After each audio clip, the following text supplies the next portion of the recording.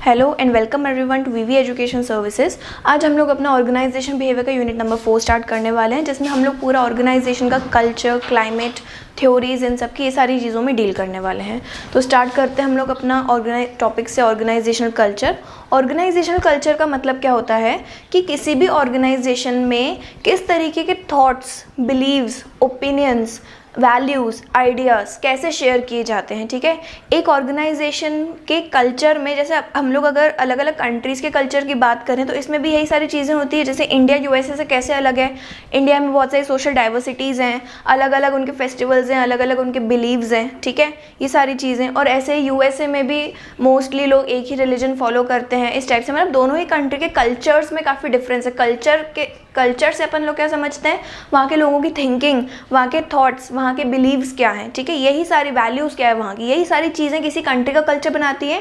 And same definition works for organisation as well. ठीक है, तो कोई भी ऐसा वैल्यू, आइडिया, बिलीव जो एक पर्टिकुलर ऑर्गेनाइजेशन फॉलो करती है, उसी को हम लोग ऑर्गेनाइजेशनल कल्चर कहते हैं। ठीक है, अब ऑर्गेनाइजेशन कल्चर कितने टाइप्स के होते हैं, तो हम लोग यहाँ पे बेसिकली 4 टाइप के ऑर्गेनाइजेशन कल्चर के बारे में बात करेंगे। सबसे पहले डोमिनेंट कल्चर। डोमिनेंट कल्चर मतलब क्या, जहाँ पर थोड़ा सा स्ट्रिक्ट माहौल रहता है। ठीक है, जितने भी पावर्स होते हैं, जितने भी बात करने का अधिकार रहता है मोस्टली, ठीक है सारे नहीं, मोस्टली कुछ लोगों के पास ही अधिकार रहता है। तो टॉप लेवल मैनेजमेंट का जिसमें ज़्यादा थोड़ा सा इन्फ्लुएंस रहता है ओवरऑल ऑर्गेनाइजेशन में, ऐसे ऑर्गेनाइजेशन कल्चर को हम लोग डोमिनेंट कल्चर बोलते हैं। Next institutional culture. Institutional culture मतलब जिसमें अपने आइडियाज़, बिलीव शुरू से बनाए हैं। ठीक है, उसमें कोई किसी के ऊपर रूल नहीं करता, बट एक स्ट्रक्चर इन लोगों ने पहले से डिज़ाइन करके रखा है कि हमारे ऑर्गेनाइजेशन में जो भी काम करेगा उसके ये आइडियाज़ और बिलीव्स होने चाहिए, या वी फॉलो दिस थिंग। तो एक ऑर्गेनाइजेशन की पर्सनल आइडेंटिटी यहाँ पे बन जाती है इंस्टीट्यूशनल कल्चर में। नेक्स्ट है प्रोफेशनल। प्रोफेशनल कल्चर कैसा होता है, जहाँ पर हाईली ट्रेंड एम्प्लॉयज़ की ज़रूरत पड़ती है। ठीक है, फॉर एग्जाम्पल जब आप कॉल सेंटर्स की बात करते हैं, है ना, कॉल सेंटर्स की, या तो फिर जो वो वाला काम करते हैं, 2 पार्टीज़ को मिलवाकर उनसे आपस में डील वगैरह करवाना, मीटिंग वगैरह करवाना, कोलैबोरेशंस वगैरह करवाना, तो ऐसी जगहों पर आपको प्रॉपर ट्रेनिंग और प्रोफेशनल बिहेवियर चाहिए होता है, बिकॉज आप लोग डायरेक्टली क्लाइंट से डील करते हैं उसमें। ठीक है, मतलब आपके ऑर्गेनाइजेशन में इंटरनल काम से ज़्यादा आप लोग कस्टमर के साथ डीलिंग करते हैं। तो ऐसे ऑर्गेनाइजेशन में वेल ट्रेंड स्टाफ चाहिए होता है, और उनका जो बिहेवियर, आइडियाज़, कल्चर है वो भी बहुत ज़्यादा प्रोफेशनल होता है। ठीक है, तो इस टाइप के ऑर्गेनाइजेशन को हम लोग प्रोफेशनल ऑर्गेनाइजेशन कल्चर कहते हैं। लास्ट है स्ट्रॉन्ग और वीक कल्चर। अब देखो, हर ऑर्गेनाइजेशन का अपना कल्चर होता है, किसी का कल्चर स्ट्रॉन्ग होता है, किसी का वीक होता है। स्ट्रॉन्ग कल्चर मतलब क्या, ऑर्गेनाइजेशन का जो कल्चर है, ऑर्गेनाइजेशन के जो थॉट्स हैं, बिलीव्स हैं, सारे एम्प्लॉयज़ अच्छे से फॉलो कर रहे हैं, वो वहाँ तक पहुँच रहा है। ठीक है, उस वाले ऑर्गेनाइजेशन कल्चर को हम लोग स्ट्रॉन्ग बोलेंगे, क्योंकि उसको सारे लोग फॉलो कर रहे हैं ऑर्गेनाइजेशन में काम करने वाले। On the other hand weak culture का मतलब क्या होता है, जहाँ पर ऑर्गेनाइजेशन के आइडियाज़ और बिलीव फेड होते जा रहे हैं। मतलब जो नए लोग ज्वाइन कर रहे हैं, या जो नया स्टाफ आ रहा है, तो वो सारा उससे रिलेट नहीं कर पा रहा इतना ज़्यादा, और वो अपने हिसाब से काम करना ज़्यादा पसंद कर रहे हैं। तो ऐसे ऑर्गेनाइजेशन कल्चर जो फेड होते जा रहे हैं धीरे धीरे, उसको हम लोग वीक ऑर्गेनाइजेशन कल्चर बोलते हैं। हो सकता है ये एक पॉजिटिव पॉइंट भी हो कई बार, क्योंकि जैसे हम लोग का बिजनेस एनवायरनमेंट चेंज होता रहता है, वैसे हम लोग का ऑर्गेनाइजेशन कल्चर भी चेंज या अपग्रेड होना चाहिए। ठीक है, तो ये आपका था types of organisational cultures. Moving on to next topic, how is organisation culture kept alive. अब कोई भी ऑर्गेनाइजेशन बिना कल्चर के ऑर्गेनाइजेशन फंक्शन नहीं कर पाई, क्योंकि उसमें वननेस की फीलिंग नहीं आएगी। ठीक है, तो ऑर्गेनाइजेशन का जो भी कल्चर है, उस चीज़ को हमें अलाइव कैसे रखना है। सबसे पहला पॉइंट है इसमें सिलेक्शन प्रैक्टिसेस। आप जो आइडियाज़ को सिलेक्ट कर रहे हो, आप जो लोगों को सिलेक्ट कर रहे हो, आप जो प्रोजेक्ट सिलेक्ट कर रहे हो, उसके पीछे आपका क्या सिलेक्शन प्रोसेस है। आप क्या आइडियाज़ और क्या वैल्यूज़ देकर सिलेक्ट कर रहे हो प्रोजेक्ट को, क्या आप सिर्फ पैसा देकर सिलेक्ट कर रहे हो, क्या आप रिस्क एपेटाइट भी देख रहे हो साथ में। तो इन सारी चीज़ों पर डिपेंड करता है कि आपका सिलेक्शन प्रोसेस कैसा है, आप अपने आइडियाज़, वैल्यूज़ कैसे चूज़ कर रहे हो। अगर फॉर एग्जाम्पल किसी में रिलीजन डिफरेंसेस होते हैं, जो टॉप लेवल मैनेजमेंट है, अगर वो एक पर्टिकुलर एक्स रिलीजन का है, तो वो अपने ऑर्गेनाइजेशन की जो प्रैक्टिसेस हैं अगर वो उसी हिसाब से कर दे, तो बाकी सारे लोग तो उस एक्स रिलीजन को फॉलो नहीं करते हैं, तो हो सकता है वहाँ पर जो है डिस्प्यूट्स अराइज हों। ठीक है, वहीं ऑन दी अदर हैंड अगर किसी ने एक डाइवर्स वाला ऑर्गेनाइजेशन कल्चर है, तो वहाँ पर ये वाली दिक्कतें नहीं आएंगी।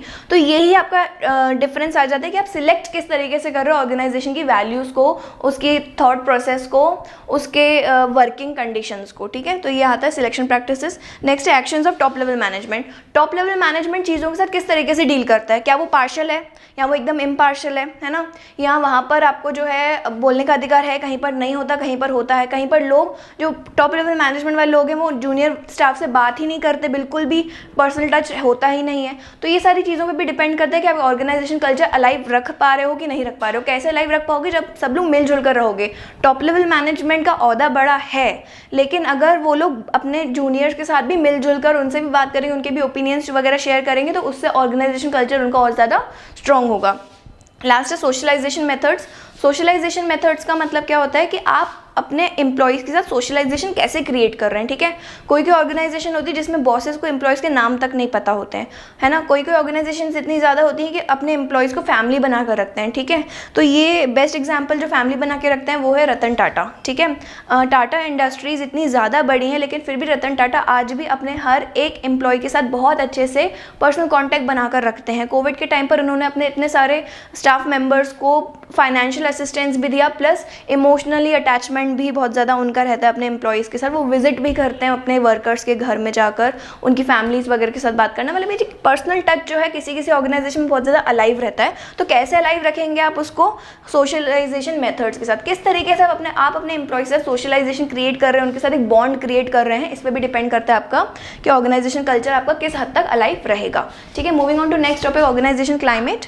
ऑर्गेनाइजेशन क्लाइमेट का मतलब क्या होता है? जैसे हर एक इंसान की पर्सनैलिटी होती है, ठीक है, कि वो किस तरीके से ग्रो करेगा, उसकी क्या क्या क्वालिफिकेशंस हैं, किस तरीके का उसका पास्ट है, उसकी हिस्ट्री क्या है। तो ऐसे ही हर एक ऑर्गेनाइजेशन भी अपने में डिफरेंट होती है। उसी डिफरेंस को हम लोग कहते हैं ऑर्गेनाइजेशनल क्लाइमेट, ठीक है। अब कौन कौन से फैक्टर्स अफेक्ट करते हैं ऑर्गेनाइजेशन क्लाइमेट को? सबसे पहले तो ऑर्गेनाइजेशन कॉन्टेक्स्ट। ऑर्गेनाइजेशन किस बारे में है आपकी, ऑर्गेनाइजेशन में क्या थॉट्स हैं, क्या बिलीव्स हैं, है ना, क्या आपके ऑर्गेनाइजेशन में मैकेनिज्म है डिसीजन मेकिंग का, ये सारी चीज़ों से कॉन्स्टिट्यूट होता है हमारा ऑर्गेनाइजेशन क्लाइमेट। आपका रिपोर्टिंग प्रोसेस क्या है, आप अपने एम्प्लॉयज़ को कितना ज़्यादा अपना बनाकर रखते हैं, तो ये सारी चीज़ें शेप करती हैं किसी भी ऑर्गेनाइजेशन का क्लाइमेट।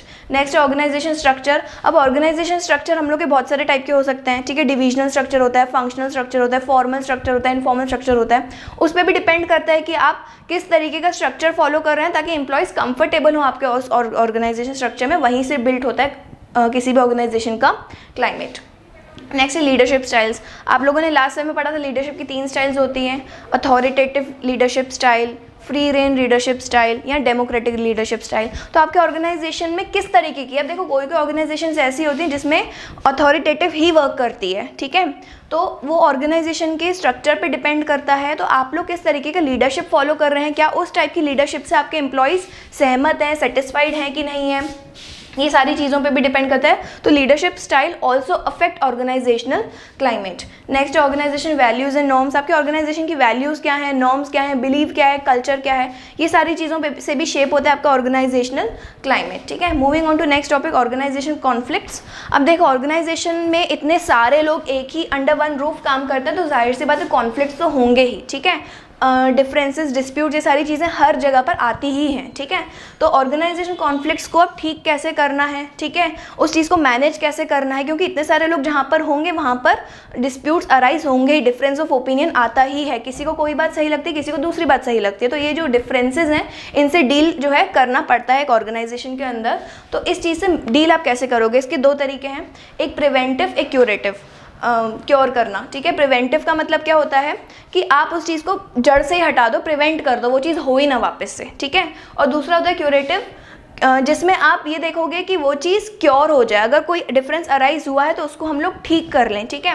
अब जो प्रिवेंटिव मेजर है उसमें आप जो प्रॉब्लम है उसकी हद तक जाएंगे, उसकी जड़ तक जाएंगे, देखेंगे और एक विन विन सिचुएशन क्रिएट करने की कोशिश करेंगे जिसमें ना किसी का लॉस हो और ना ही किसी का प्रॉफिट हो। तो इसमें प्रिवेंटिव में हम लोग ये सारी चीज़ों पर देखते हैं। क्यूरेटिव में हम लोग क्या करते हैं कि हम लोग उस चीज़ को पहले तो देखेंगे हम लोग कि कौन सही है कौन गलत है, इस टाइप से हम लोग जो है डील करते हैं, चीज़ों को अंडरस्टैंड करने की कोशिश करते हैं ऑर्गेनाइजेशन में क्या चल रहा है। तो ये जो भी अपन लोग के कॉन्फ्लिक्ट्स अराइज होते हैं किसी भी ऑर्गेनाइजेशन में, उसको सॉल्व करने की कोशिश जो है टॉप लेवल मैनेजमेंट या जो भी मैनेजर्स हैं उनकी रिस्पॉन्सिबिलिटी होती है। और जब तक ये कॉन्फ्लिक्ट सॉल्व नहीं होंगे तब तक वहाँ का जो ऑर्गेनाइजेशन क्लाइमेट है वो पॉजिटिव नहीं रहेगा, ठीक है। I hope both the topics are clear. Thank you so much.